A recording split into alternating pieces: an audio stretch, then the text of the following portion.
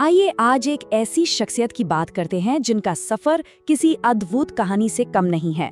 नीलम संजीव रेड्डी, एक ऐसे जमीनी कार्यकर्ता और स्वतंत्रता सेनानी जो आगे चलकर भारत के सबसे बड़े और सर्वोच्च पद तक पहुंचे। आज की इस चर्चा में हम उनकी इस बेहतरीन और प्रेरक यात्रा को समझेंगे। इस पूरे सफर को हम आसानी से 4 अहम हिस्सों में देख सकते हैं। युवा और प्रतिरोध, आंध्र प्रदेश के निर्माता के रूप में उनका योगदान, उनका राष्ट्रीय मंच पर आना और आखिर में निर्विरोध राष्ट्रपति बनना। तो चलिए शुरू करते हैं पहले हिस्से से, युवा और प्रतिरोध। कहानी शुरू होती है 19 मई 1913 से, जब आंध्र प्रदेश के इलूर में उनका जन्म हुआ। थियोसॉफिकल हाई स्कूल और अनंतपुर के आर्ट्स कॉलेज में उनकी पढ़ाई हुई।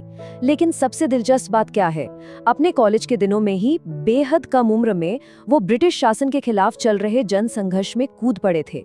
उनकी राजनीतिक चेतना तभी जागृत हो चुकी थी। और यहाँ ये संख्या 2 गौर करने वाली है। ये उस वक्त के उनके जज्बे को दिखाता है।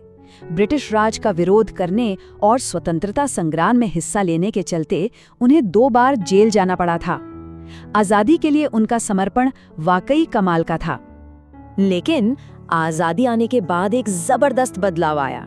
जो शख्स कल तक सड़कों पर विरोध कर रहा था और जेल में था, वही अब नए निर्माण में जुट गया। वह कॉम्पोजिट मद्रास स्टेट में प्रोहिबिशन, हाउसिंग और फॉरेस्ट्स मंत्री के रूप में अहम प्रशासनिक भूमिकाओं में आ गए। एक विरोधी से एक कुशल प्रशासक बनने का ये बदलाव बेहद खास था। अब आते हैं दूसरे चरण पर, आंध्र प्रदेश के निर्माता। साल था 1956। ये उनके और उनके राज्य दोनों के लिए ही एक बड़ा ऐतिहासिक साल था। क्यों? क्योंकि उन्होंने अपने गृह राज्य यानी नए बने आंध्र प्रदेश के सबसे पहले मुख्यमंत्री का भार संभाला। वह इस नए राज्य के मुख्य वास्तुकार बनकर सामने आए। यहाँ दोबारा ये संख्या 2 देख रहे हैं। एक बड़ा ही दिलचस्प इत्तेफाक है उनकी करियर में। उन्होंने आंध्र प्रदेश के मुख्यमंत्री के रूप में एक बार नहीं बल्कि 2 बार अपनी सेवाएं दी। हालांकि ये दोनों कार्यकाल लगातार नहीं थे। अगर हम उनकी प्रायोरिटीज को देखें तो उनका नजरिया बिल्कुल साफ था। उनका पूरा ध्यान जमीनी विकास और प्रशासनिक कुशलता पर था। खेतीबाड़ी को बढ़ावा देना, सिंचाई की नई परियोजनाएं लाना, ये सब दिखाता है कि वो अपने क्षेत्र को समृद्ध बनाने के लिए कितने समर्पित थे। वो सच में जमीन से जुड़े नेता थे। अब चलते हैं तीसरे हिस्से की तरफ, राष्ट्रीय मंच पर उनका आना।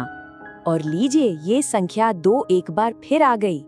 करियर की ये लय आगे भी बरकरार रही जब उन्हें लोकसभा के अध्यक्ष यानी स्पीकर के बेहद गरिमामय पद के लिए चुना गया। और वो भी एक बार नहीं बल्कि पूरे 2 बार। पूरे सदन का ये विश्वास उनकी निष्पक्षता और क्षमता का बहुत बड़ा सबूत था।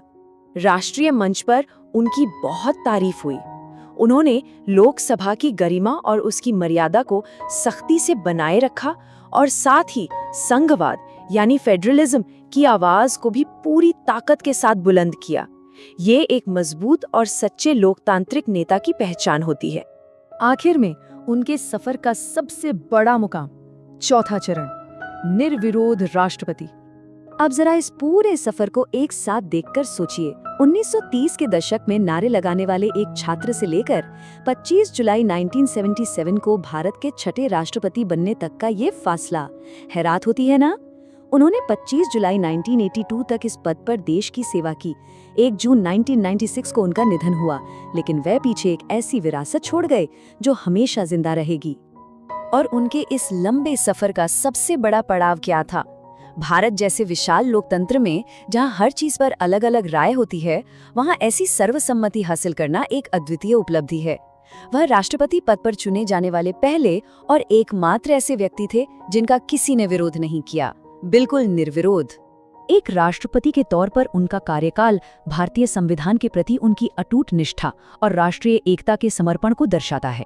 उन्होंने सबको साथ जोड़ा और भारत के विकास के लिए एक अनथक जनसेवक के रूप में अपनी जगह हमेशा के लिए पक्की कर ली। इस पूरी चर्चा के बाद हम इस बड़े सवाल पर आकर रुकते हैं। एक स्वतंत्रता सेनानी जो जेल गया और वही शख्स आगे चलकर पूरे देश की सर्वसम्मति से राष्ट्रपति बना। सच में सोचिए, आज के इस तेजी से बदलते दौर में ऐसी सर्वसम्मति और एकता हासिल करने के लिए किसी नेता में किस तरह का किरदार और नेतृत्व क्षमता होनी चाहिए। ये एक ऐसी कहानी है जो सदियों तक सबको प्रेरित करती रहेगी।